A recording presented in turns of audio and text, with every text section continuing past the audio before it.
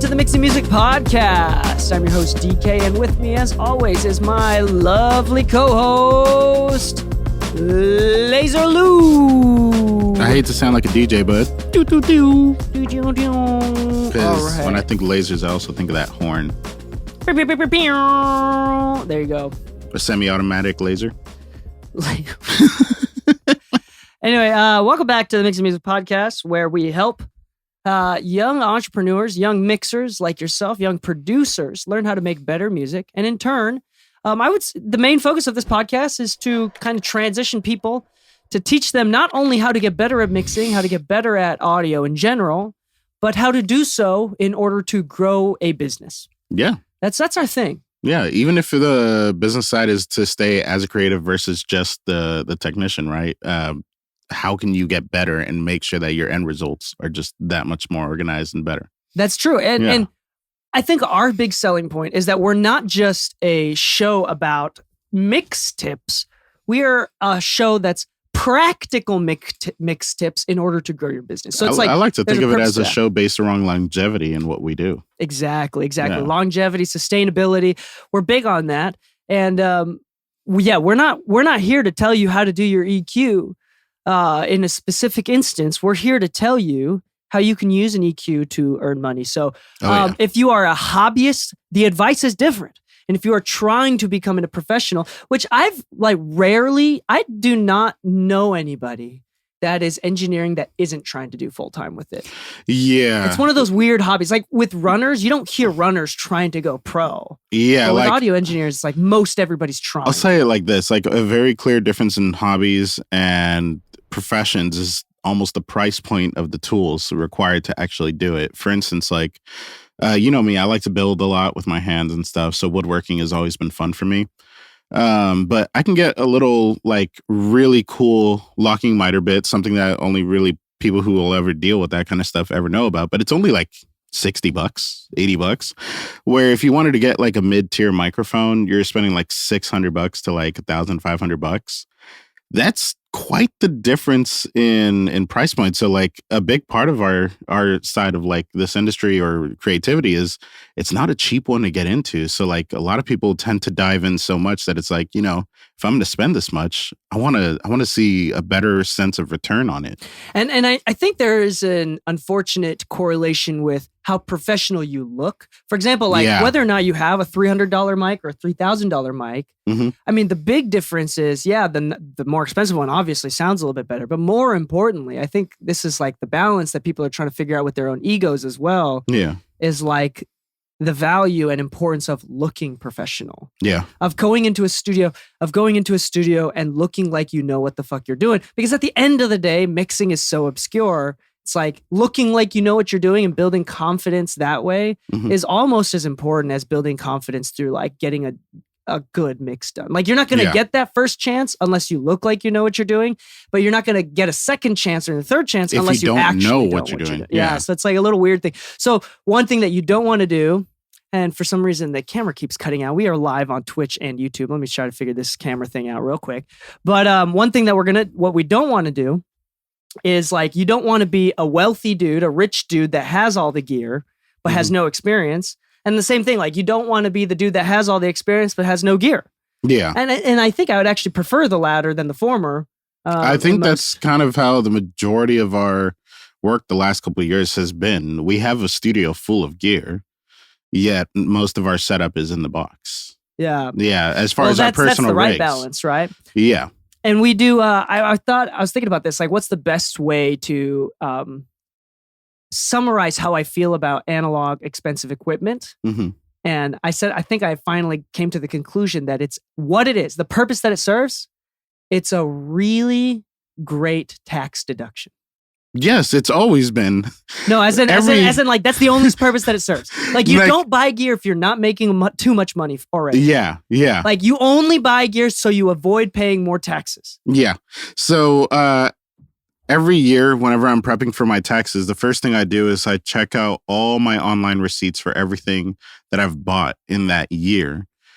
And that's the first thing I'm counting. I'm not counting my miles first. I'm not counting my internet bill or anything first. I'm counting the gear because that's going to sum up the biggest deduction that I'm going to have this year. Yeah, so that's all it is. That's the main purpose that Yeah. it serves. Otherwise, your dollars per hour goes down if you're charging per song. Every time you turn on and use an analog insert, your dollars per hour goes down. Anyway, like the Questeds at the studio, that's a tax deduction. There you go. Yeah. So that's the main purpose that it serves. And that's the kind of advice that we give on this show. So if you're new to the show, welcome. We've been having a lot of new listeners. We actually just passed... $750,000 mil, right? Yeah, no, we passed 800,000. Holy shit. 800,000 downloads. On Spotify alone, I think we're close to 30,000 followers. Nice. So like we're no small show anymore. So thank you so much for people that have been leaving ratings, because that's how we do this shit. Oh, and we have a winner for the last one. Oh yeah, did you DM that person? I don't know how, because they didn't put their tag on it. They did. The second one had a tag. Zoom in. Oh, okay. Zoom in, because they had their Instagram tag on there, the one with the British T thing. Yeah, that one was awesome. So Auto-Tune X is coming your way from Laser Lou today. All right, but we have a really cool episode. I think this is going to be an important one, a good one. These are 7 or 8, depending, 7 or 8 signs that you're doing the right thing, that you're on the right path, like signs of mixing maturity, engineering maturity. If these are the steps this is a great way of landmarks, emotional landmarks to figure out if you're on the right path, if you're doing the right thing. Because as a mixer and as an audio engineer, as a producer, you kind of, and especially with egos and being creative like us, it's difficult to kind of gauge your own strength. And I know a lot of really talented people that don't recognize how talented they are, and a lot of under-talented people that overvalue their creative endeavor. Anyway, so this is to figure out whether or not you are in the right place. And here's like 7 or 8 landmarks or signs that you're probably doing good. And if you fit all 7 of these, I guarantee you're actually a really great mixer. We won't go into the Dunning-Kruger effect. You know, we've had an episode about that. Just search in the episodes list, Dunning-Kruger effect. And that form of cognitive bias. Basically, people who think they're good actually aren't, and people who don't think they're good actually are. It's a really great episode about the psychology of figuring out where you're at. But today is more like practical landmarks, practical signs, and how you run your business, how you actually run your studio. I think this is a big one. So number 1, we're going to start with the low-hanging fruit here. Is that if you are good, then you're going to have a great balance of confidence and humility. Yeah. Now, a sign of someone that's not doing good is someone that is that hasn't quite reached that level of good. Usually, is someone there's that's an underconfident. ego. Like you have a lot more to grow. And I say the opposite. I say ego. Well, both. Yeah. I was gonna get into that one later because that's even easier. But I think that there's oftentimes people that don't think they're good enough think that because their conscience is telling them that. Yeah. So like it's this thing where it's like, okay, I'm charging whatever, $500 per song, $300 per song. But on the inside, I feel like I'm only giving them $150 service. So there's going to be this like cognitive dissonance where it's like, okay, they know what's going on. So they feel really shitty about it.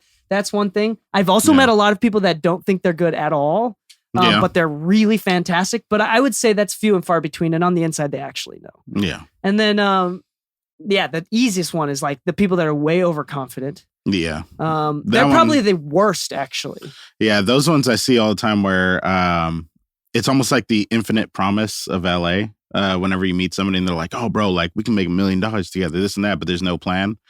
I've met a lot of people where they're like, oh, yeah, I've got some of the best mixes out there. And you'll hear them talk shit about every other mixing engineer in the industry. Then you hear their mix and you're like, I don't hear it. Yeah. I really don't hear it. Like, I actually don't think you have a leg to stand on. It's interesting. There's like the persona. There's many engineers that have the persona of ignorance, and that's like part of their brand. Like Jason Joshua is one of them for sure. Like it's like this feigning superiority for the sake of like the brand. Yeah. Right. And I think that goes a long way. But in most cases, in almost all of the cases, there is actually, like, if you talk to someone that is winning Grammys and you talk to them, they were introduced at a dinner by people that were not doing music, they'd probably play it humble because that's typically the type of person that they are. Like, they recognize that they're doing great, but they also recognize, like, more importantly, if I plateaued right now, that is fucking sad. Like, that's an important recognition. That's a really sign of a really great sign of emotional maturity. Like, yes, I'm good, and I recognize that I'm going to make you happy. Mm-hmm. But also this balance of, like, we're not plateauing here. I got a lot more to grow. That in itself can be a sign of confidence. Yeah.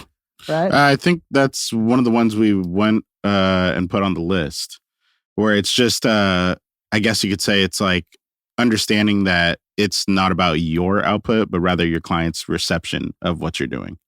You know what I mean? Because a lot of times we kind of look at our skill set right now is like, oh, we did something great, but the industry changes. The industry changes every year. There's a new artist every day. But every year there's a new top artist, right? And that new top artist has maybe a similar sound or a whole new sound. We don't know, but it's kind of like what Jimmy Douglas says. Jimmy Douglas will talk about how he always keeps younger cats around him because he's not going to keep up with what's new. And he's learning from the newer guys. So how is it that somebody that's been around, has worked with everybody, is still finding something new to learn from the new guy? Yeah. The GOAT, Jimmy Douglas.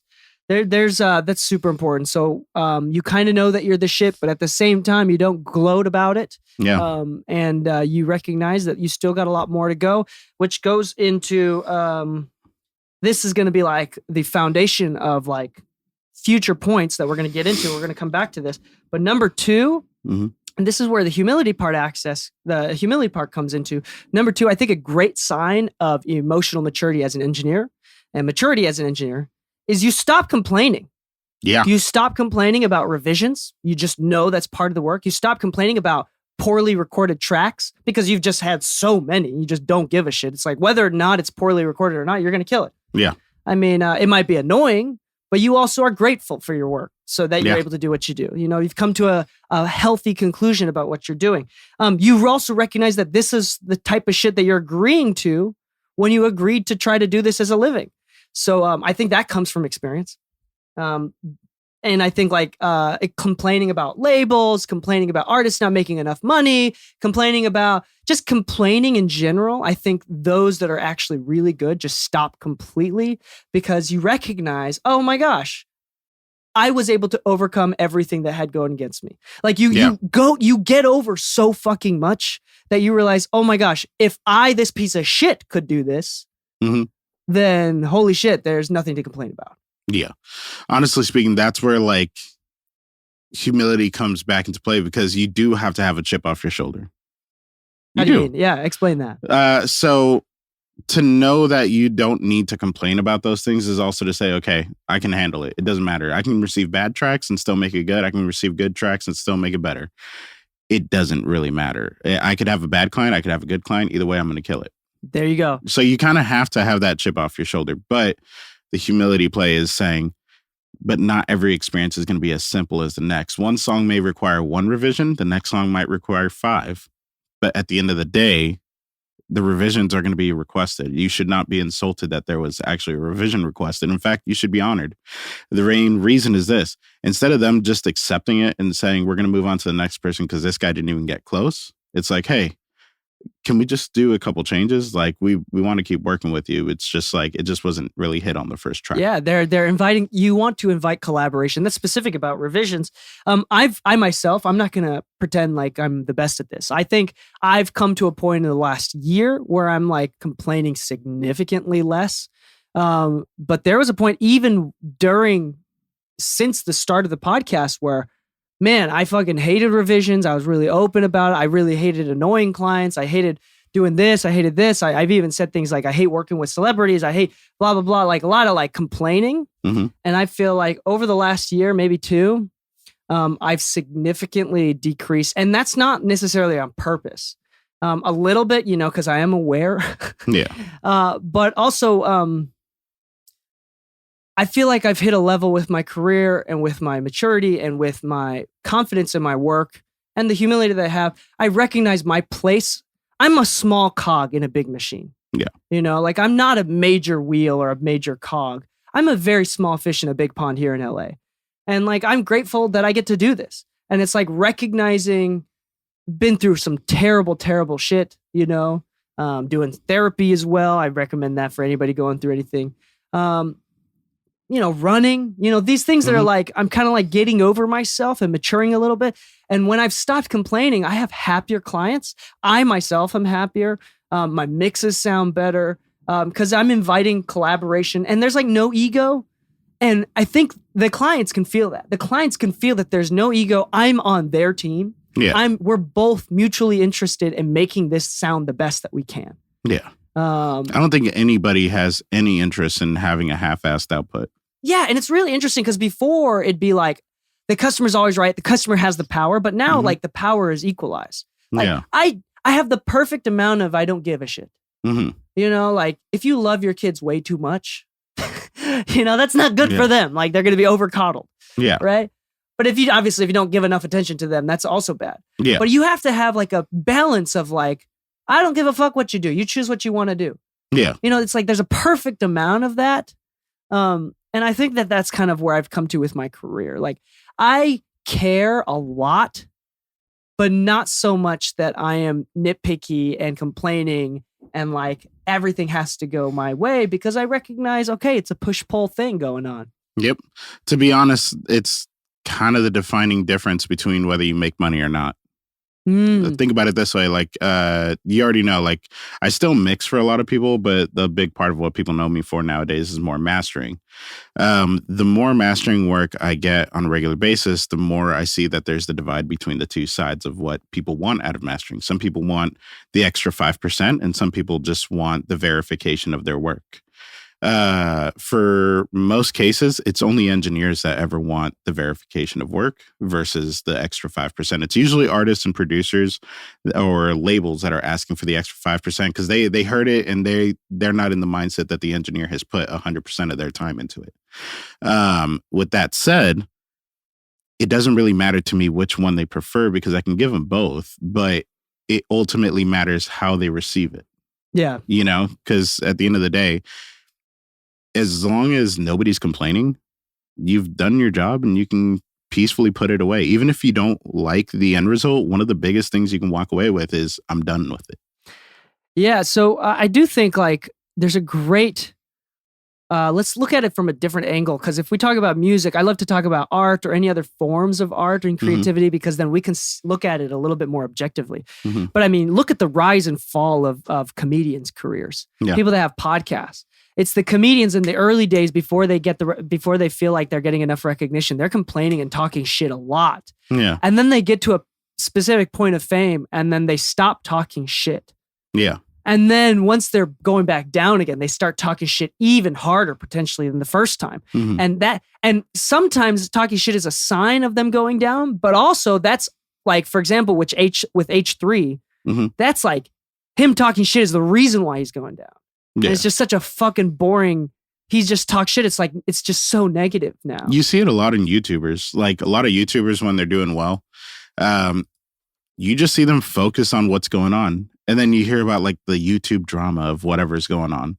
I'm not even going to bring up the examples that I know because they have to do with Pokemon cards, but it's kind of petty to see it, and then you just lose interest in the videos. When you talk to people who act like that, you lose interest in the conversation very quickly. Yeah, you realize that the person that's talking about it isn't interested in doing it. So you can tell, like, for example, like I think Ethan with H3 is a great example because you can tell that he just doesn't care anymore.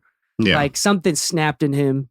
And then so you can tell that the person doing it isn't into it as much. And then they're talking shit about the person who is trying to get interested into it. It's not, I mean, think about being that as a mixer, the person that is just an engineer in general. That is just a really bad place to be. And I sometimes it's a sign of not doing well, but I also think that that's keeping a lot of opportunities from happening. Which I think might tie into one of the other points. I don't know if I'm going to go off order, but it could also be a sign of not being able to handle yourself during a burnout stage. Yeah, we're going to talk about burnout in a second here. But I want to be clear. I really believe in this. I heard someone say this once, and I really resonate with this. I don't think most people miss opportunities. Like the things that that keep you back are not missed opportunities. It's not because you didn't get that chance or you didn't meet this one person. It's because you can't handle your everyday opportunities. Yeah. Like you miss more opportunity by fucking up little bits every single day than you do from missing a big one. You're not going to get the big ones unless you don't fuck up on the small ones. So, what was I've missed the quote. I forgot it. My boy Trevor from Get It Done Music, he's the boss over there at that sync label. He's like, people miss more opportunities by like everyday things rather than like the big ones. You don't miss opportunities by missing big opportunities. Like you miss them by making bad decisions every day. Yeah. So it's just like that I'm a big, huge proponent of that. Like work on yourself. The reason why I talked about this yesterday with a group of friends, but the reason why I like running and why people like working out and doing like, there's a reason why it sucks and we still do it. Runners still do it is because I feel like when I'm running, I'm whittling between me, Dee Kei now, and Dee Kei 10 years in the future. I'm whittling it down. So the only difference between happy, successful Dee Kei is a matter of time. Yeah. I'm like taking on the responsibility, eating shit, and proving to myself that it's not because I'm a complainer. It's not because I can't do hard things. It's just time. Because I can't control fate. I can't control destiny, but I can control taking responsibility every single fucking day. And there's something that feels really good about that. I think that's why I like running. Also, you stay thin. But we're not going to get into that. Number three. So I think stopping complaining is huge. Stopping complaining is a great sign that you're on the right path. And I think that comes naturally. I think partially it's a decision, but it also partially comes naturally. Number 4 is project management and being proficient in automation, or more importantly, being able to handle workloads. Yeah. So hold on. Go ahead. Go ahead. Actually, I was going to say a good sign that you're doing well is acknowledging that your roster of work doesn't actually have to be long. It just has to be efficient. This means that if you're not the type of person that can handle 10 projects at a time, then it's okay to only have 5 at a time. Just make sure you're getting them done right and that your client output is actually a pleasant one. The reason being is that a lot of people complain about the amount of work that they have versus the quality of work that they are putting out.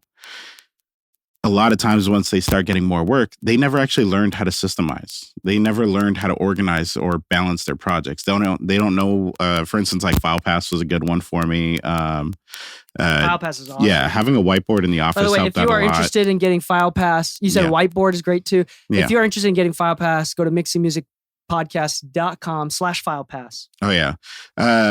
Learning how to actually send out emails with the files and everything, and giving them links and information on how to actually leave revision notes and things like that, so that everything's not all over your text messages. A lot of times, like if you started off with maybe 1 or 2 clients at a time, that was probably a lot easier to manage and balance.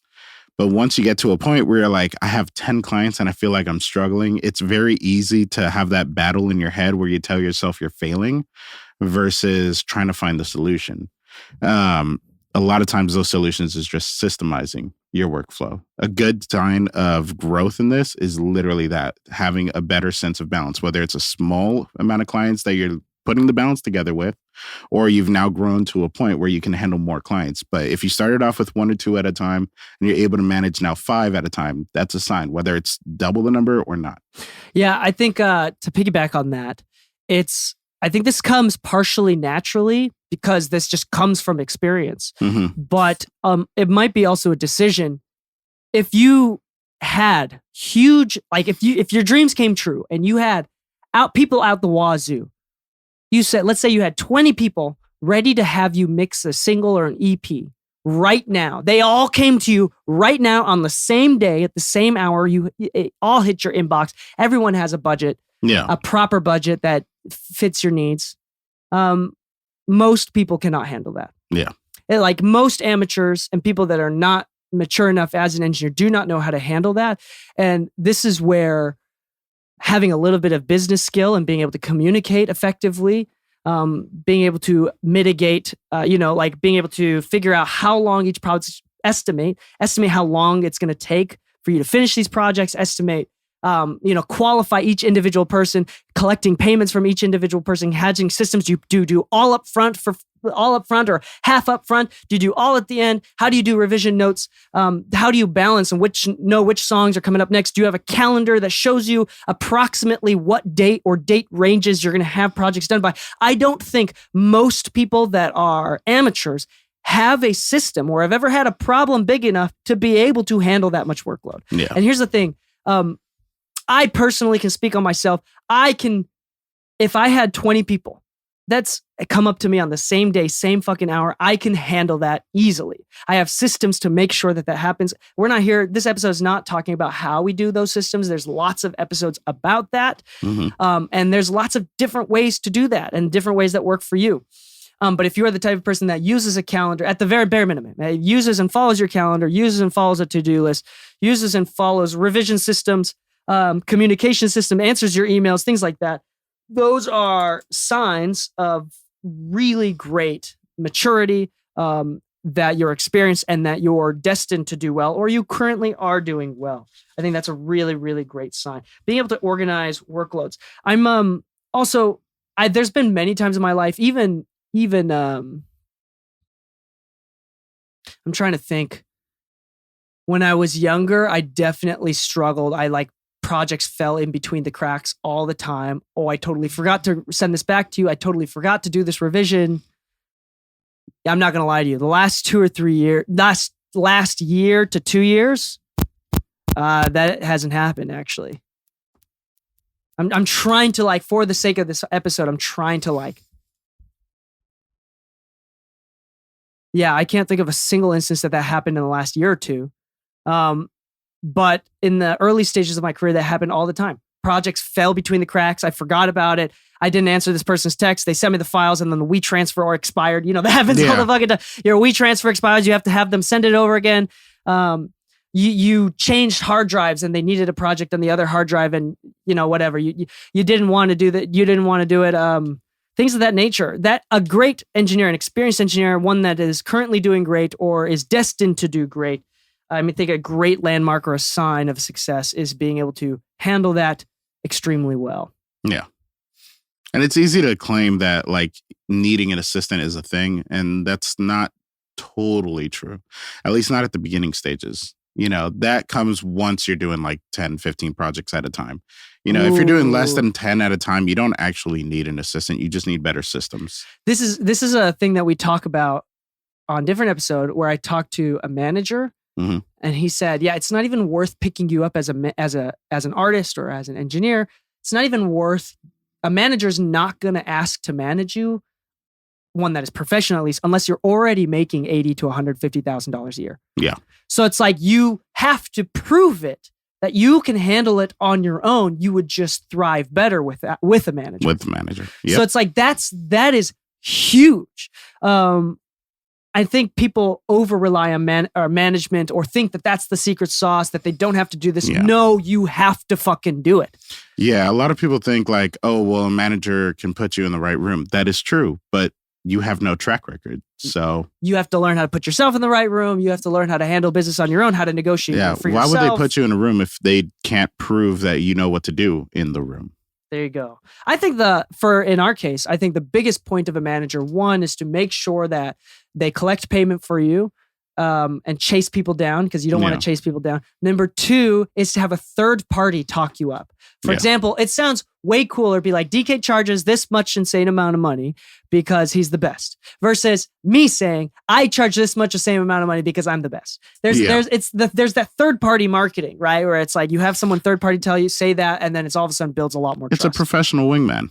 Yeah, professional wingman. Yeah. I like to be a wingman to my friends. It's always fun, but it's because the end result is usually a lot smoother. Ooh, I'm adding. Can we do a side? I want to do a side. This will make the list number 8. Okay. I think this is really important. Not only did we say able to organize workloads, I think a sign of a maturing engineer and a maturing entrepreneur in the music space in general is being able to stand up for yourself. Oh yeah. Being able to say no to big things. Yeah. Being able to Know when to walk away. Knowing when to walk away. It's not a matter, like, I feel like sometimes people walk away too soon because of pride, but it's not a matter of pride. It's a matter of boundaries. Like, you know what you can do. You know when you're going to, if you take this on right now, nobody's going to be happy because it's too much work, you know, vice versa. I think another one is kind of like similar to knowing when to walk away or how to walk away. It's also understanding how to communicate through I guess you could say, an unideal situation. Unideal can mean anything. It could be a financial disagreement. It could be that either you're not getting paid enough or you haven't been paid yet. Split sheets have not been sent out. It could be anything that's a disagreement, or that is a point where you believe a certain boundary has been crossed. Knowing how to communicate in that moment and stand up for yourself is extremely powerful.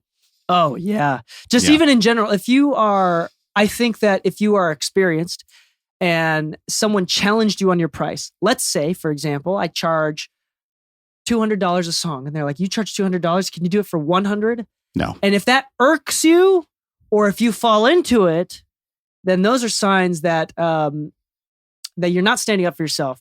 And the reason why I say irks you, like, you feel like if you get upset by that, that means you are standing up for yourself. The reason why I say no is because you have enough experience to recognize that they probably don't mean ill will for it. Yeah. You recognize that you've probably failed to set the correct expectations to show them that you are more than worth $200. Yeah. If you are okay, so that's another thing. It shouldn't irk you. You shouldn't have that ego. That goes into the complaining bit. So there's a lack of ego with experience as well. I feel like a good tell is when there's already been a planned response for those situations that is actually a lot more professional than it is emotional. For instance, anytime I'm willing to negotiate a drop in price, I usually ask for something of value in return that's usually more than what I'm dropping for. And it's not like, oh, pay me in this amount. It's no, give me 25% of your song. Why? Because if I'm going to discount 25% of my price, I should be able to reap 25% of the work put in. If I'm working with an independent artist, I'm not going to lie to you. I say 100% until I'm paid in full. Yeah, I say 100% of anything that you make until I make 25% of life. And then if they agree to it, I actually refuse to mix it. No, as in if they agree to it, then I'll be like, something's wrong. Yeah, I'm not doing it. No, I say 25% for life because they're like, whoa. I don't know, because it feels like it might end up paying you more. It's like, yeah, that's the risk. That's exactly the risk. You could have paid me my full price, or, we can win together. I don't mind eating alongside you, but, if you're asking me to give you 25% of my food, then I expect 25% of yours. There you go. Yeah, it's crazy, man. There's but I do think standing up for yourself, standing up for your price, standing up for your workload, standing up for your business, for your boundaries, for your personal life, not just business life, but your personal life as well. A big one is not letting going people to the talk gym. shit to you, whatever. Yeah. Yeah, like if you call me while I'm at the gym and I'm mid-lift or something like that, I'm sorry, it could be really important, but this time is kind of time reserved for myself. And sometimes you also need to make sure that that's respectfully communicated. So that, it's not even about like going to the gym necessarily. It's about boundaries. And like you again, I like that where you said you have respect for yourself. Yeah, that's a sign it could be important, maturity. but can it wait an hour? Yeah. And this is something that a CEO of one of my other companies, he said, in business, there's no such thing as emergencies. It can wait. That like if you call UPS, which is like a Monday through Friday, 9 through 5 service, you call them on a Saturday and you realize, oh my gosh, nobody's going to pick up the phone just for you because it's an emergency. Yeah. You have to be okay that you fucked up and you can't call them until Monday morning at 9 a.m. Yeah. And it's like you're mad for about 10 minutes and then you forget about it and then you do it on Monday because you recognize, oh, that was what I said. So it's like being able to recognize that, right? Having respect for yourself, I think, is a huge sign. And that to be fair, sometimes learning to respect yourself and your own boundaries does come from a lot of self or from other people abuse. It comes from a lot of being taken advantage of. Not at a really certain knowing point, there's a breaking point. If you haven't experienced it yet, you might want to push that situation. Yeah, and we're going to talk about burnout in a second because that's going to be a fun one.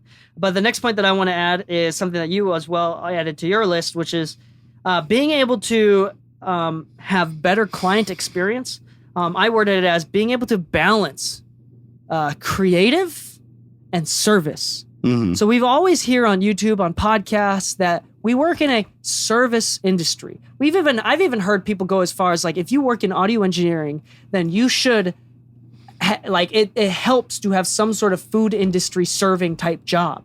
Yeah. Because it keeps you humble. It's really it's the worst. People are horrible. But you still have to learn to be resilient. Yeah. So what does it mean, Lou, when people say it's a service-based industry, what does that mean as an audio engineer? So there's a difference between being I guess you could say, a product and a service provider. A product doesn't care if you have a good day or not. You know, when you buy an iPhone, the iPhone doesn't give a shit.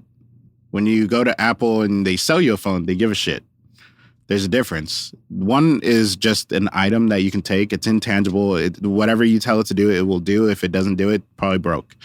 But when you go to the Apple store and they ask you, well, what kind of phone do you want? What color would you like?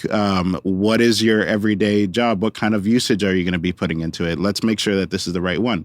Reason being is that not everybody is going to be the same. Now, not everybody has the same personality either. Somebody might just say, well, I just want a fucking iPhone. It doesn't matter what color it is. I just want an iPhone. But knowing that you have to stay respectful and understand, look, this is not a personal thing against me. This is not anything that's even worth me arguing right now. But nonetheless, we still have to do our job. So whether the client is being difficult or not, it's understanding that at the end of the day, you're being paid to do a job. So whether you are personally offended by something, it's knowing how to actually move away from outwardly showing that. I think it's good to actually communicate, hey, you know what? I don't necessarily agree with this. I don't think this is the right product for you, or this may not be the right service provider for you. But outwardly showing aggression or any kind of emotional instability is not the route you want to go. That's true. I think, again, going back to the humility thing, what we do, we mix records. Right? Yeah. Like, in the restaurant, we make salads. Yeah. We put together the salads. Mm-hmm. Right?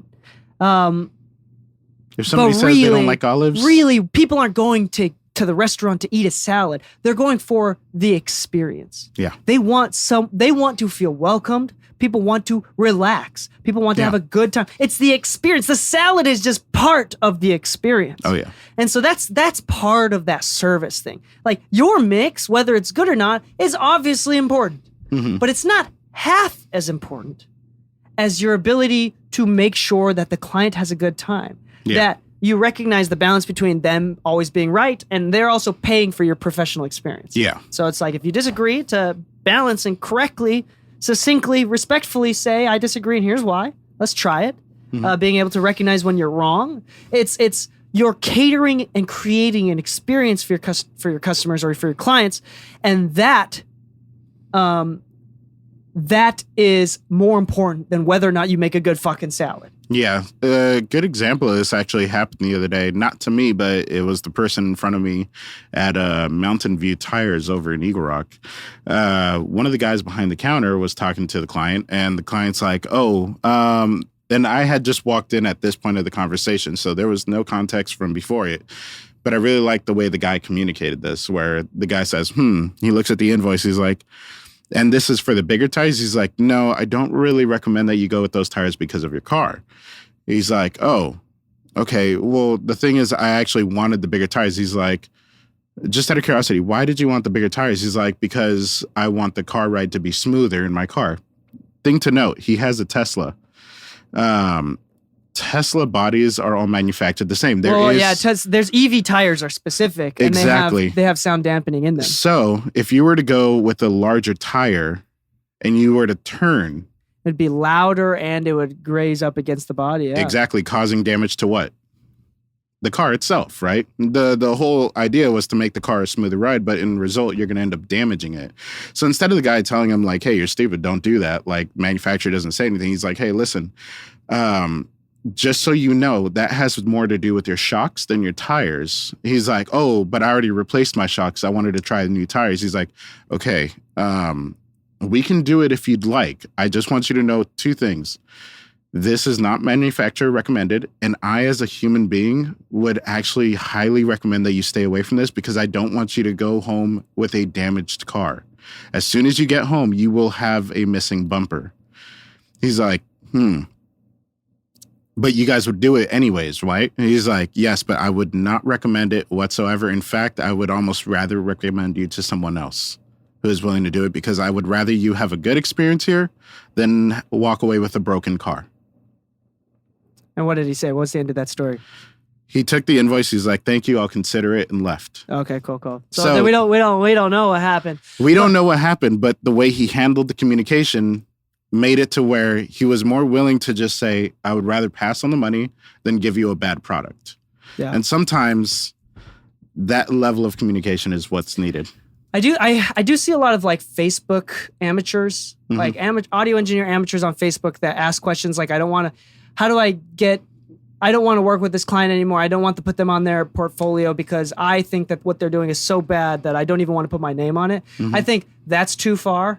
And that's a matter of ego. You need to shut the fuck up. Yeah. Nobody gives a shit whether your name is on a bad album or not. I hate to admit this, but like it doesn't matter.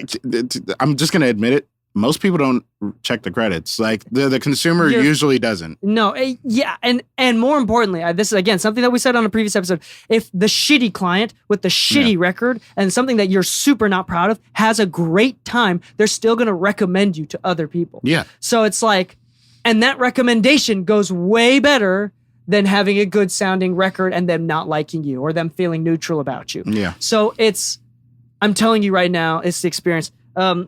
Yeah, and that's a specific example of like standing up for yourself and sharing because that would hurt the client. The problem with mixing, and the reason, my only caveat to that story is that with mixing, with audio, with music, everything is super subjective. Exactly. So it's like there is no manufacturer's recommended. It's more like there's cultures and you'd be going against the culture, but that's also how you make hit records, is going a little bit against the culture. I mean, think about most groundbreaking records. They were groundbreaking because there was nothing like it. There's like fusions of stuff, right? Yeah, of course. So I think that's an important part to make. Being able to balance client expectations, the service side of it, as well as creativity. Being able to still not being someone that just bends to everybody's will, but being able to still be creative, but still recognize the lines of like, okay, I can be creative here, but also like I'm here to provide a service. So that's huge, super huge. Okay, this is one that's gonna rub everybody wrong in the wrong way, and I love it. If you're good, you're not worrying about plugin settings. You're not worrying about plugins at all. I have a lot of plugins, and I use a lot of obscure ones. People ask me all the time while they're watching me mix, what plugin is that? What plugin is that? I actually, honestly, I don't even think about what plugins I'm pulling up. I'm thinking about the sounds that I want, and I'm instinctively pulling up some tools that I know that work to create that sound, and I'm also aware enough to recognize that it didn't work. If it doesn't work, it's not working. I'm recognized. But I feel like you have to learn the tools. You have to get over the valley of technical skill. Right? Yeah. You got to practice those scales if you're an instrumental, if you're a piano player. You got to practice those scales. You got to know your scales. You got to go through that valley. But then there's going to be a point where it's like, I think if you're thinking about your tools, overthinking about the tools that you use, and you think that's the sauce,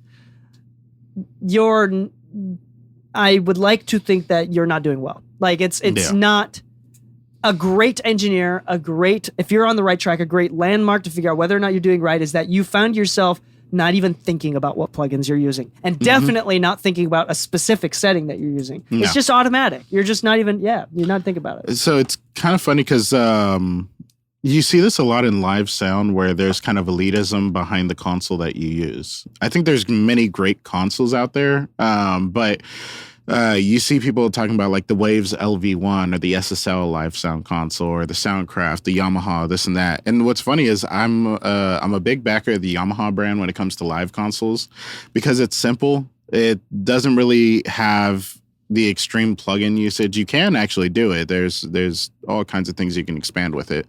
But the point of this notion is that like we had a guy the other day that came by, really cool guy, but I could tell right away that something was going to be off when I noticed that he was using the Waves LV1, and every single channel on the console actually had like 5 to 10 plugins Holy shit. running for a live show for just a vocalist, a backing vocalist, a guitarist, and a DJ.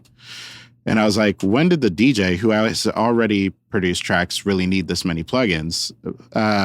Once we started getting through sound check, first thing I noticed is he was immediately getting feedback.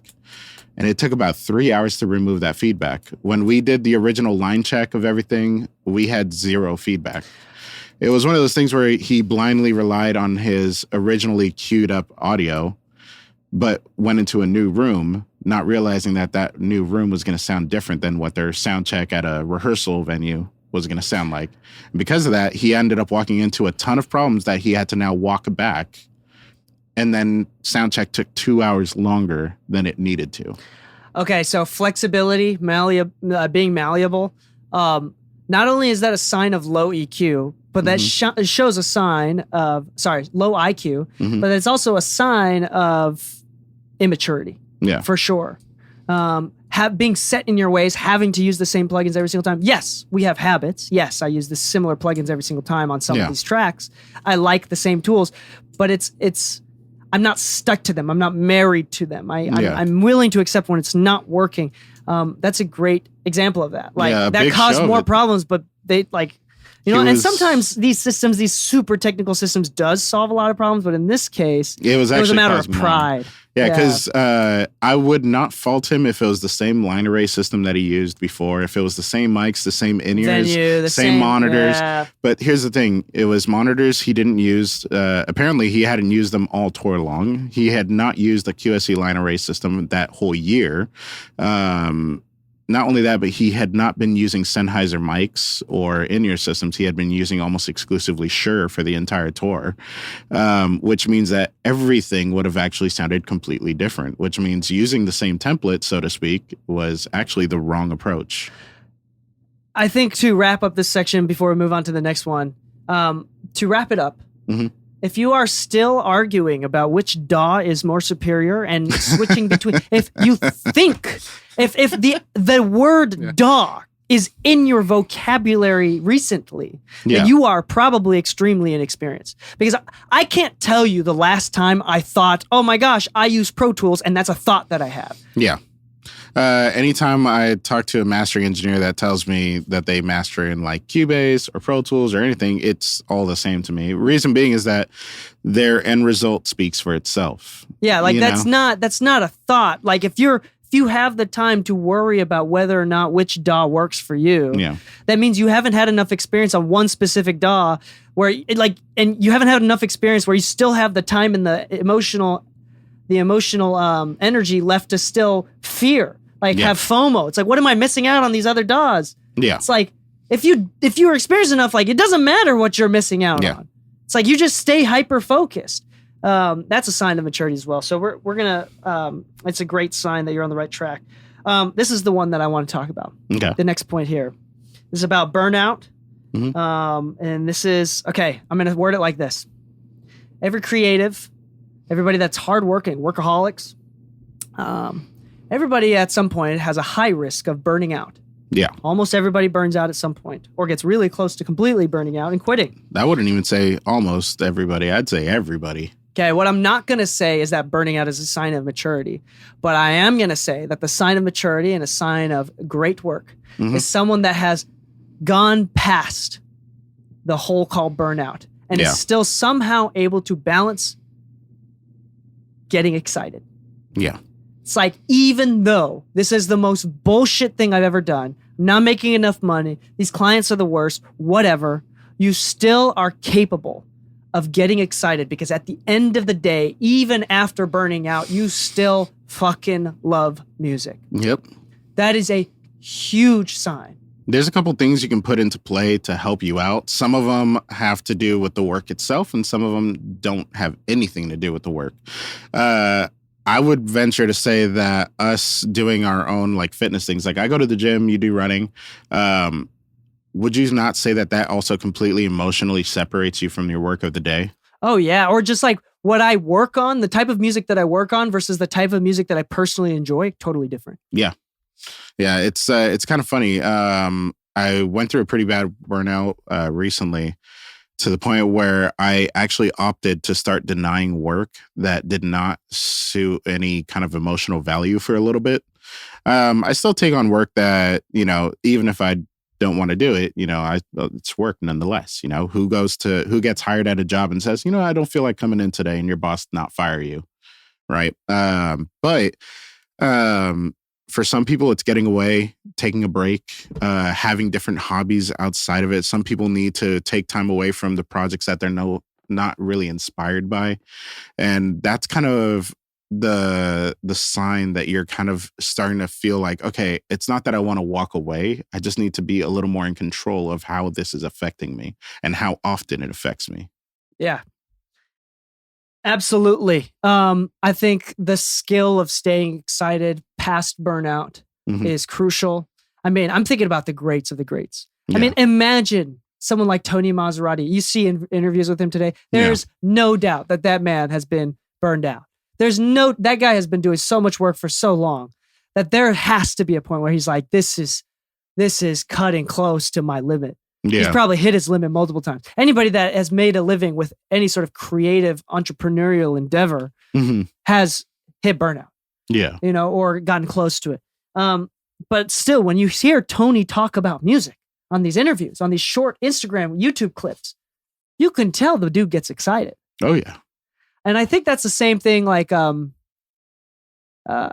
with podcasters, outside of music in any sort of creative endeavor, you could tell when someone's excited. And it's the people that are able to somehow balance their excitement and their original passion for the love, along with the difficulty and the problems that comes with doing it for a living, is a great sign of integrity, emotional security, maturity, as well as you're doing well. Like, I think that's a sign that you're doing well and that you're on the right path, right? Which is the point of this episode. I can't tell you the amount of times that I've gone through complete and total burnout because I'm a fucking workaholic. Yeah. I do not know how to slow down. I only know how to ramp up. If you're wondering how much so, I don't usually flex this sort of stuff, but this last week was my birthday. And I don't know how to slow down so much that I ran 30 miles for my 30th birthday, and I turned 30 last week. That is more than a marathon. I woke up that morning, I'm like, I give up already. Yeah, there you go. I was running 30 miles. I actually ended up running 31 because go fucking one more, right? But I ran 31 miles for my 30th birthday while people were still recovering from drinking too much, poisoning themselves too much the night before. That was me. That's so it's like, there's this thing. What I'm not recommending is for you to become a workaholic, but what I am recommending is that a great sign and something that you should strive for is that after you burn out, which everybody does, you're not special for burning out. After you burn out, can you still have the power? Can you find the power to keep going? Do you love it that much? I think everybody and their dog is like, I'd be willing to do anything to be in the music industry. I mean, think about all the interns that's like works with us and they're like, I'm willing to do anything. I'm willing to suck dick to be in the music industry full time, but I'm not willing to clean your fucking toilets twice. Yeah. It's like, what? Yeah. Yeah, of course, shit sucks. It sucks. Before you got into it, you didn't get into the music industry because you thought it was going to be easy. Like, you understood there was this thing. You understood that it was going to be difficult. Yeah. Embrace it, take responsibility, and figure out a way to still find enjoyment out of it. Yeah. Do you find, I know for a fact that the music you work on is different from the music that you enjoy, and that's totally okay. It's actually kind of hilarious because a lot of people view them as like polar opposites. But like this past weekend, Bob Horn recommended a session to us, and it was with this artist named Matt Gallica, who, funny enough, my best friend, the day before he moved recently, last thing he did in LA was go see a band called Ghost. It's a metal band. Turns out Matt Gallica was the keyboardist for the band at that concert. Matt Gallica. Yeah. She was the keyboardist for the band at that show. For Metallica? No. But it was really funny because it was one of those where Ian, who interns for us, like he's recently been doing electronic music, but he actually started off as the one kid at school that only does electronic music that didn't do electronic music, but now he's doing electronic music. I'm the guy that grew up listening to metal and now does like hip hop R&B, and that's where most of my credits are at. But here I am like sitting in a session doing like rock opera stuff and just having a blast listening to like these massive stacked vocals. And I'm like, oh, I'm in my bubble right now. Oh, this session is just heavenly. Yeah, I think it's interesting because what I'm not alluding to is the idea that you have to keep your personal taste and your work taste separate. Yeah. I think that's more of a side effect of knowing what you like and being able to adapt. Like, because here's the thing. I used to have, there was when I did marriage counseling. So I did marriage counseling before we got married. Mm-hmm. I care way too much about people. I'm like really not. I know that's crazy to you now because I've hardened up a lot since we've met. But I used to care way too much about people. I hated confrontation. I hated making people unhappy. I was a people pleaser. Now I'm just fucking honest, no matter how difficult it is. And you know that. It's a much more relieving lifestyle, isn't it? Oh, so on a personal level, yeah, it's so much more relieving. I had the stress of caring about people. Anyway, I had the way that the therapist or our friend would talk about this would be like, everybody has a certain amount of emotional dollars every day. Mm-hmm. And you can, if you spend it on listening to someone else trauma dump on you, then you're not going to have enough by the time you get home to talk to your wife. You're not going to have enough emotional dollars to spend on her. Yeah. And at that time, I cared so much about everybody else. And like people were having a hard time, I would go out of my way to try to, help them out, which, I still try to do, but I'm a lot more wary of how much emotional dollar I have. Yeah. He would say that I had a hole in my pocket, and emotional dollars, money just kept draining out and I wasn't even noticing it. Yeah. And so I was just emotionally drained. And I think that's the point that I'm doing too. Like, it's not that you don't spend your emotional money helping people. It's the fact that you're more aware of how much you do have and you spend your emotional dollars very wisely. Yeah. I need to spend it on my clients today. My son is having a birthday. I need to spend it on him. I know that my wife is going through some stuff right now. I need to spend it with her. And then, yes, I have a friend who wants a mix done and I'm willing to do it for free. I'm going to spend a little bit there because I have enough left over. It's more about, so it's what you're talking about, like tastes being different from what you work on is more of a side effect or as it's kind of a secondary funny outcome. End result. Yeah. It's not what's intended. It's an unintentional outcome. Yeah. It's not. So what we're trying to say is you know your emotional money that you have and you spend it wisely. And that goes into boundaries too in general. It's a funny, beautiful twist about that though. Like when you end up working on a genre you didn't intend to work on, it's the ultimate sign that somebody gave you their trust, even if you weren't the one that was, I guess, a listener of their genre. To be honest, I get extra excited over weird music and music that I don't. Outsider music? Yeah, even outsider music. Like, but I mean, like, I get weirdly excited over songs that most people would say no to. Yeah. Like, I get weirdly excited. I think it's like kind of like a hero complex. Is it like the challenge? I think it is the challenge. It's the Zelda puzzle.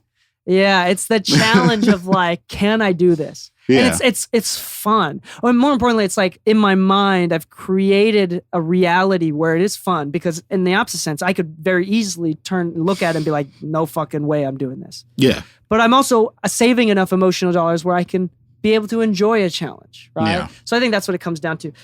There's two more points that we want to make. The last one is a controversial point, and we're going to openly on air talk about why or why not. We're going to debate. But this last one here, the last poignant point.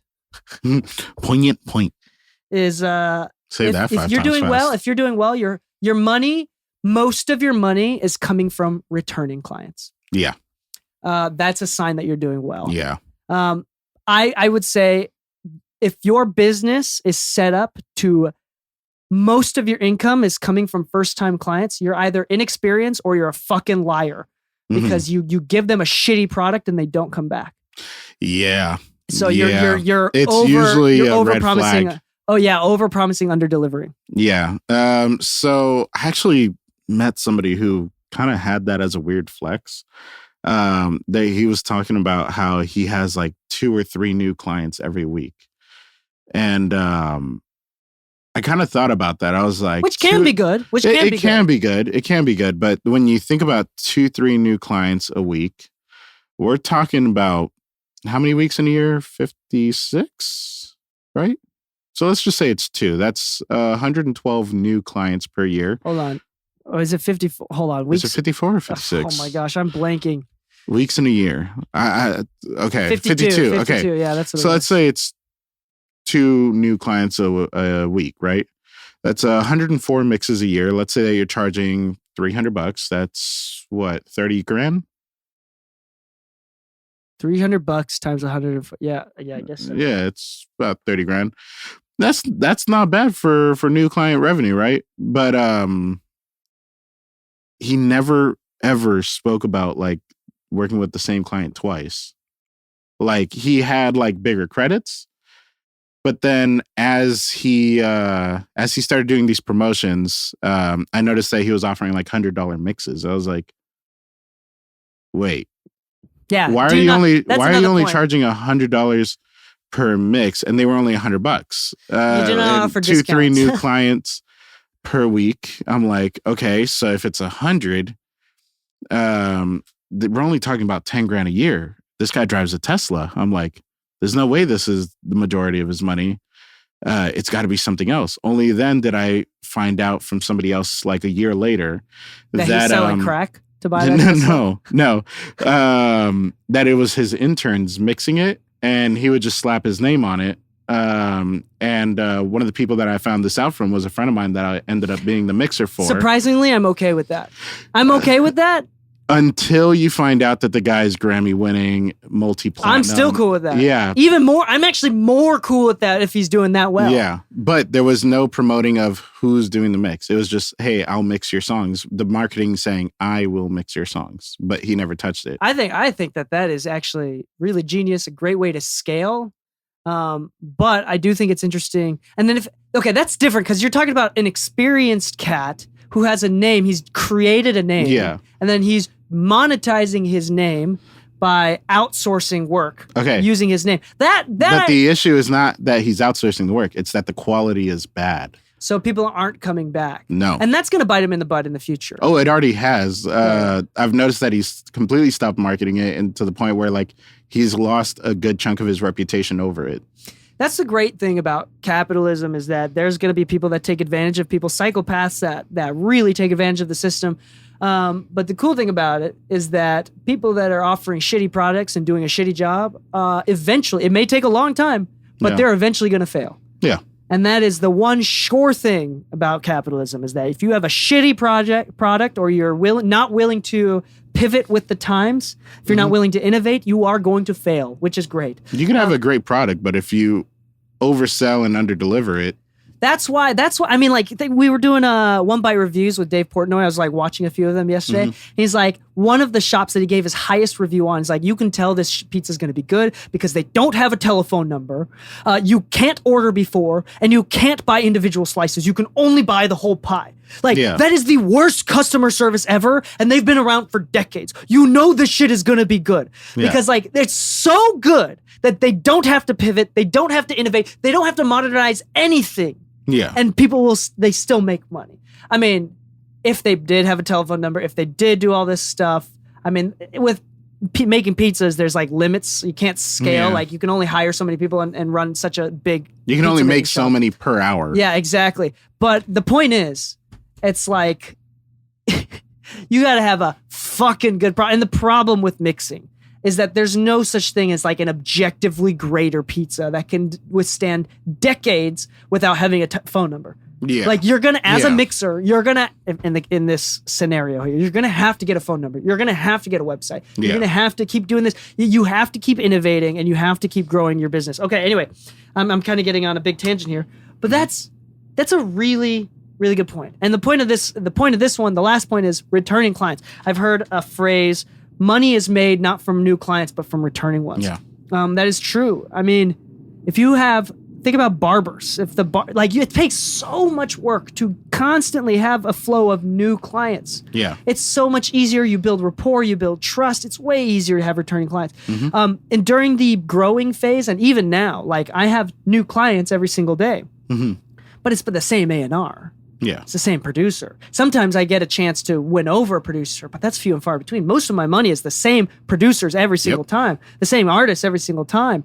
And I've never made as much money as I do now, and with the least amount of change. And I've had, like, don't get me wrong, every year I get new clients, but my income is not based on new clients. It's mostly based on returning ones.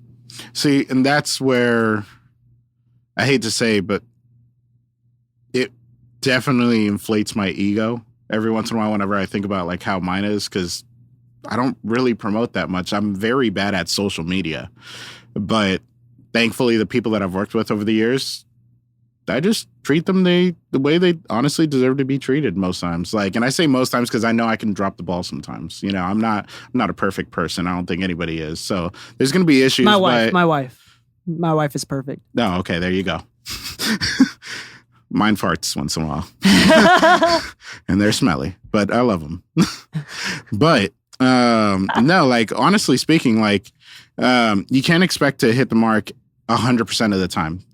As long as you're hitting it 99% of the time, 98% of the time, then you're good. Once you start losing 5%, you got to shape up, right? But, I can confidently say that some of the biggest deals I've ever made in my life are always based on word of mouth. I don't think I've ever landed a massive deal based off of cold calls or anything. Yeah, in fact, that's kind of like a red flag. If I get an email and it says, I don't know anybody that you know, I just Google searched you. Yeah. That's a huge red flag for me. Like, if I get a message on Instagram from a studio saying like, hey, if you're ever interested in booking studio time with us, just so you know, an engineer comes with the first session. It's like, 1, I'm an engineer. And 2, I own a multi-room studio. You obviously didn't even look at who I am. Yeah. Like, think about that. Like, if you're out there trying to look for new clients and you've already started off without even just getting to know them first before messaging them, it's kind of a red flag. Yeah. And I think this is just, it's common sense stuff that people are kind of forgetting about. Returning clients, man, continue. And again, that comes from being humble, being service oriented, and making passionate. sure their experience is great. Yeah. And I think if you do everything that we said before, you will have returning clients. Yeah. Returning clients is a sign that you are doing well. Yeah. Lastly, this is interesting. This is an interesting one. We wrote down being requested to be a mentor. Yeah. Being requested or having people ask you questions. And this is not just a debate about whether or not that's a sign that you're doing well, but also I'm going to have some commentary about the people asking. Yeah. People ask the requesting party. So yeah, you're on the side of that's a sign, and I'm purposely gonna be a devil's advocate and debate against you on this one. Why is being asked to be a mentor a good thing? Why is that good? It's because your public image has increased. Whether that be 1% or 50%, whatever it is. Your imaging, your branding, the trust. Okay, you have enough trust just going into it. Yeah, because people are looking at you as a source of trusted information and practices. And they want to acquire said information and sense of practice, right? So they're looking to you to actually help them grow. So you are now a beacon of growth. In their eyes, at the very least. Whether that's true or not, it's there in their eyes. Being asked to become somebody's mentor is actually it's humbling, and it's also intimidating. Reason being is you have to challenge yourself even more now to really prove that you should be anybody's mentor at all. The fact that you said those two words, that's a really healthy relationship to be, because on the opposite hand, you can have someone that's fucking prideful and it's like, no, I'm the best, of course. Yeah, but then they don't really know shit. Yeah. The humbling part of it is like, intimidating. Wait, you want me to mentor you? Like, the fuck do I have to offer you? Like, I'm still trying to figure this out. But I'm a big believer that you don't know something unless you can teach it to a 5-year-old, right? So if somebody is kind of putting in their trust in you to be able to teach them, you also need to make sure that you really know what you're talking about, because you could guide somebody down the wrong path. Also, And I will challenge you on this because if Yeah. you can teach compression to my 5-year-old, I will be so happy. Actually, I can. And I'm teasing. we just need a teddy bear. I'm teasing. But I have a really sad example of a clipper with a teddy bear. Oh my gosh, just ripping its head off. Yes. Just like, all right, this is the threshold of the clipper. It's the scissors. Here's Teddy. He passed the scissors. Anyway, but yeah, no, being asked to mentor can be intimidating. Yeah. But you have control. You're also confident. Yeah. You now actually have a situation where you might actually have an extra hand to help you grow as well. I like the idea that it's a sign of progress because I think like trust is earned, but also sometimes trust is given if you have great marketing and PR. So the reason why posting on TikTok, posting on YouTube, posting on Instagram works so well is that you're creating avenues, you're giving information freely, you're showing that you know what to do, you're kind of being assertive, and you're generating trust. So you have an image of trust before anybody's actually worked with you. Yeah. And that, again, everything that we do is breaking down the barrier of trust. You're just right.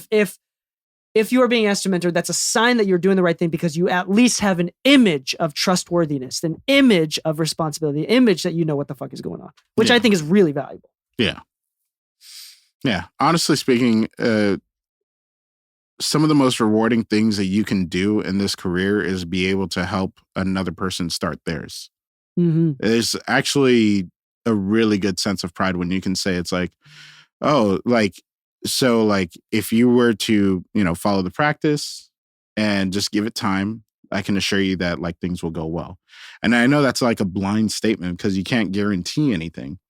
But you can at least guarantee, like, hey, if you have the practice, if you have these, I guess you could say like these habits, then typically you'll be better off than most, right? Yeah. And then later on, it takes time, but seeing people grow into who they become is actually a really sweet trade-off. Like you don't get anything from mentorships. Like there's some programs out there that will charge you for a mentor. Like the Recording Connection will charge you to be an intern, which is the dumbest fucking thing in the world. That's funny. Like I wrote a curriculum for them, but I mean that's how valuable like all that. Like they're great, right? Yeah. And it's a worthwhile education because they can put you in a room that otherwise you wouldn't be qualified for. For instance, you can actually pay to be Dave Pensato's intern. That's crazy. Yeah, it's not cheap, but the reality is the trade-off there is access to the room, right? But the only thing that school can't guarantee is that you'll be allowed to stay in the room after that. It's all about the practice and the habits that you have. But part of being somebody's mentor is helping them develop the ones that can actually get them into the room that they want to be in. You may not always have the resources required to actually get them to where they want to go, but at the very least, you can help them develop the habits and the skill sets that can help them better qualify to be in the right room. You can at least be the one that can help them, jumpstart their career. Yeah. And we've seen it a lot in our own studio. And that's why I say like a good sign of growth is being asked to be somebody's mentor, because that also means that you're at a stage where you need to kind of own up and say, I'm not ready to be able to lead and I still have much more to grow, or I'm going to take this responsibility and make it part of my chapter. Yeah. I do think it's a good idea where if you are being asked if they can intern for you, I think it's a good idea to create system. That's what we've done. That's how we keep our studio afloat. Yeah. Is we've spent hundreds of hours, Literally. potentially thousands of hours working on making sure the intern program is as high quality as possible. And it's not going to happen not thousands, right away. definitely hundreds. Well, I would actually agree to that in one sense where it's like right away, whatever system you put in place is going to have flaws. Every system has flaws. I know ours still does. You have to continue to pivot. Yeah. So the only way you're going to figure out what those flaws are is by putting time and recognizing what those flaws are and putting time into correcting them or finding solutions, even if it's in the meantime or a permanent one. Yeah. How do you know if your sights are aligned until you shoot one? Yeah, exactly. And then you have to realign, right? Okay. So I'm arguing, saying that that's not necessarily a sign of success. Yeah. Because, and this is a warning to both parties here, on the party of the one receiving the request, the cool thing about what we do is that everybody wants to do it because it's cool. Yeah. Everybody wants to do it. And I know some people that kind of let that get to their heads, or they fail miserably and they're not able to provide the service that they wanted to. So then they start to feel insecure about it. There's two camps of that. Most people are okay, but that is something to be aware about. Number two, and this is for the asking party. This is for the asking part, the person asking for mentorship and internships. One, recognize that not everybody has the time. Expect more no's than yeses. And number two, do your research. Meaning, and this is a challenge that I say often on this podcast.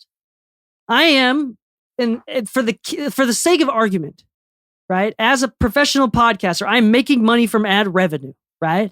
And from these exclusive content that we release every Wednesdays and Thursdays. Go to mixingmusicpodcast.com/exclusive for technical tips on how to make your mix better. Okay, but anyway, the point is, you should be wary about me. And I've created a PR brand that shows what the fuck I'm doing. But I'm going to be honest with you. When I first started, I thought I knew what I was doing, but I was a little bit, not acting, because I really was genuinely delusional enough to think that I knew everything what was going on.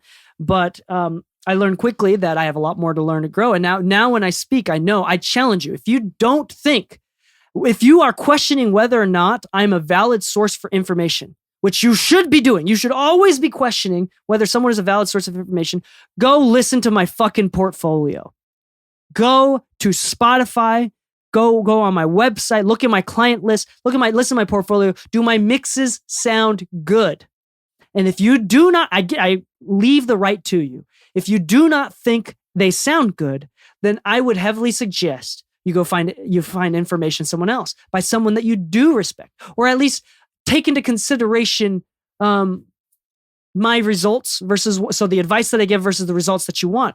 The person that you do not, like as a parent, the person that I do not want advice from is the guy who had kids that were depressed and suicidal. I do not want to have parenting advice from that guy, even if he's willing to give it. Even if he's first in line, especially if he's first in line to want to give that. I do not want to listen to that advice.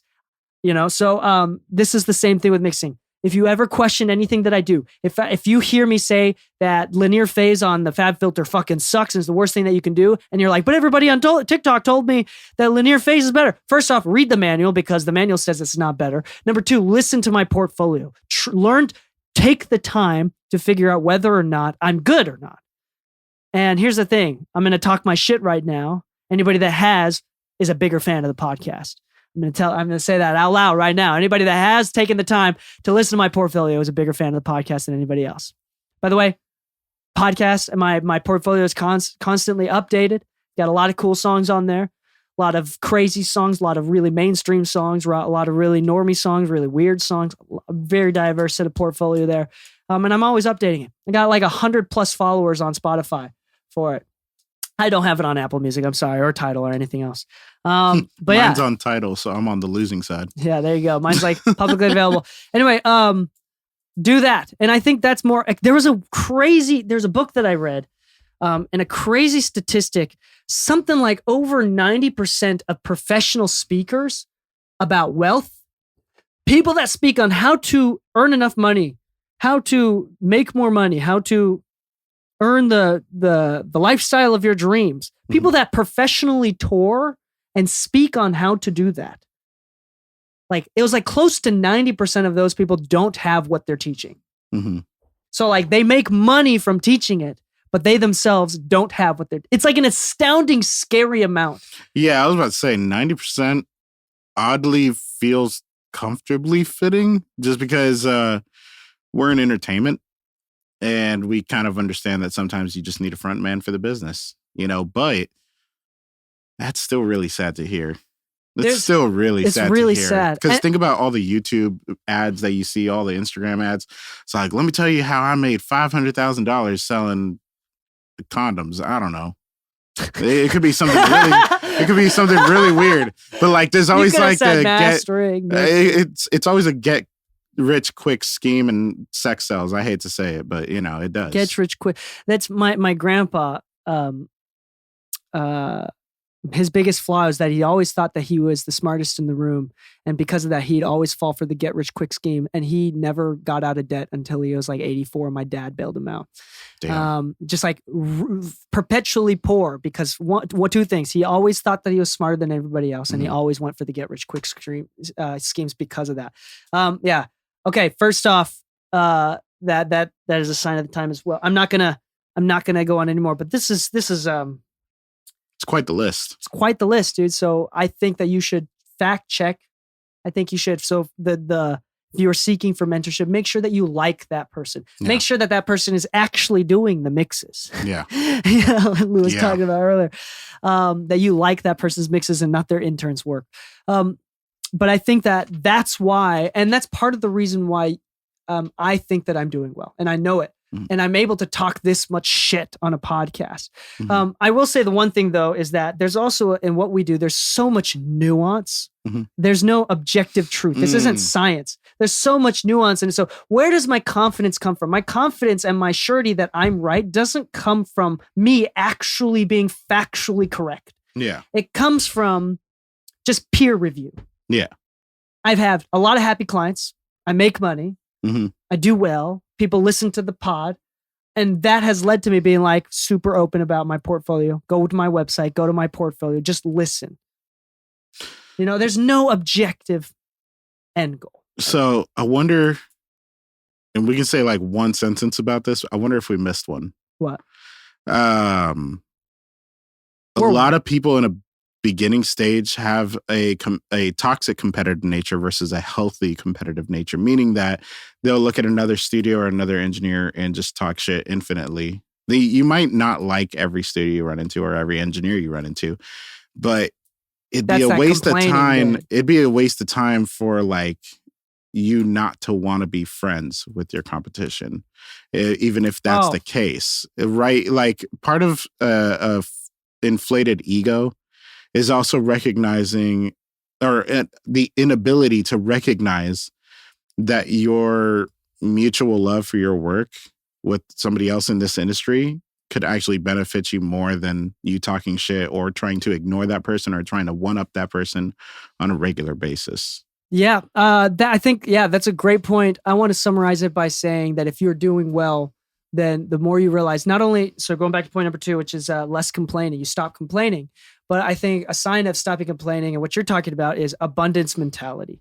Yeah. I'm not going to get into abundance mentality versus scarcity mentality. YouTube it, Google it. I know a lot of people kind of understand the general idea of that.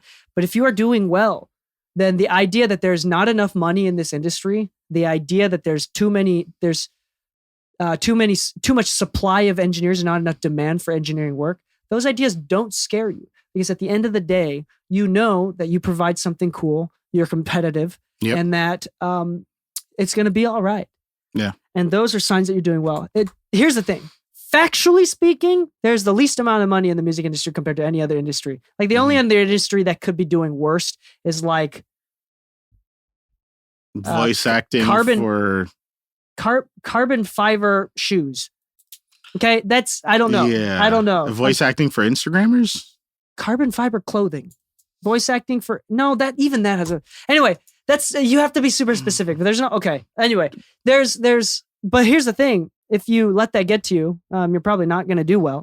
Here's the thing: I think that's both chicken before the egg. I think that's both. Like I think it's a sign that you're not doing well, but it's also what you're doing is you're also saying affirmations that you will not do well. Yeah. You are proclaiming to the world that you are unable to do it and that you are giving up. Yeah. So you are affirming that you're not going to do well, but it's also a sign that you are currently not doing well. So for example, people who constantly hate on the general idea of the rich are literally cursing themselves to stay poor forever. Yeah. Like it's literally just affirming that you're going to stay in poverty. Yeah. That's what it is. There's no other way to look at it. The more you talk about something, the more you actually, whether intentional or unintentionally, move towards that direction. The more you say you hate the color blue, the more you avoid it just out of wanting to keep true to what you said in the past, rather than being willing and open to trying to see the way of liking the color blue. Yeah. So I think that's the last note is it's okay to have that abundance mentality. It's okay. It's true. There's not a lot of money in our industry, but there's always a blue ocean out there that you can dip your toes into. There's if we red have ocean friends versus that can pay for their mortgage and feed their family in this industry, you can find a way too. Just because they have a few more higher end clients just means that they've been around for a little bit longer and built a little more trust. And they've consistently been putting out a quality output with a great experience to their clients. Does not mean that you will not have a chance with the future artistry or whoever you're working with. So, I mean, and obviously will probably come with sacrifice, but that's definitely possible. I mean, ever since we had, so for 5 years now, I have been the single breadwinner making all of my money from independent artists, until recently. It was mostly independent artists, 80% independent artists for the last 4 years up until this last year. And I was the single breadwinner. We never went into debt. We were able to make money. We were able to live and move to LA. There's sacrifices, terrible. I'm like lifestyle sacrifices that I had to make. But it's possible. Like, oh man, I have so much passion about like the people that go and hate on Dave Ramsey when he gives like, hey, if you're living in LA and you're making $6,000, you could be saving tens of thousands of dollars every single year. And people are like, well, $6,000 in LA is poverty. You can't possibly do that. Yeah, if you fucking stop going out to eat, holy shit. I'm living proof that you can do that with like $30,000-$40,000. Like I've done that before. Yeah. So it's like, maybe not tens of thousands of dollars in savings, but definitely not something small either. Anyway, it's so easy to spend $300 on a dinner for two in LA. That is an insane amount. I've never spent that much money on dinner. So easy is a big word. Hold on. Easy is a big, strong word for that because I've never even gotten half of that before. I've gone out to sushi and I haven't even paid for that much with a family of 4. Yeah. Holy shit. $300. It is easy to spend $300 on dinner in LA. I specifically say in LA because there's a lot of, budget-friendly restaurants that are still really good. But then, if you wanted to go out and pretend you live that lifestyle or you wanted to eat out like that even once every couple months, right? You could throw a rock in LA and hit a restaurant that will give you a bill for $300. Okay, well, on that note, then I will say and proclaim and generalize to say that it's easy to feed a family of 4 with a grocery budget of less than $500 a month. It is easy. That is easy to do. So that is the level of, if we're talking about easy. Anyway, thank you so much for listening to the Mixing Music Podcast. Again, check out our sponsors, mixingmusicpodcast.com. Support us in that way. If you are interested in learning more, getting 3 times the amount of episodes, go to mixingmusicpodcast.com/exclusive for 2 extra episodes every single week in the exclusive content. That is $4 a month or $40 a year for me and me talking shit. No, not talking shit, but giving actual real advice based on what other people say and critiquing what other people are saying, breaking myths or empowering good ones. And here we are. Thank you so much for listening. Anybody that's left a 5-star review, that has left a couple nice words or comments on the different platforms, that helps us a lot. We are literally just past 800,000 downloads. We are on our way to 1 million fucking downloads that I believe that we can get by early to mid next year. Yeah. We're on track to get it early to mid next year. 1 million downloads for this humble, niche, super niche podcast. We are the #1 audio post-production podcast in the fucking world. And that is thanks to you. Big round of applause. Big round of applause. Thanks to y'all. Thank you so much for listening. Happy mixing, my friends, and stay saucy.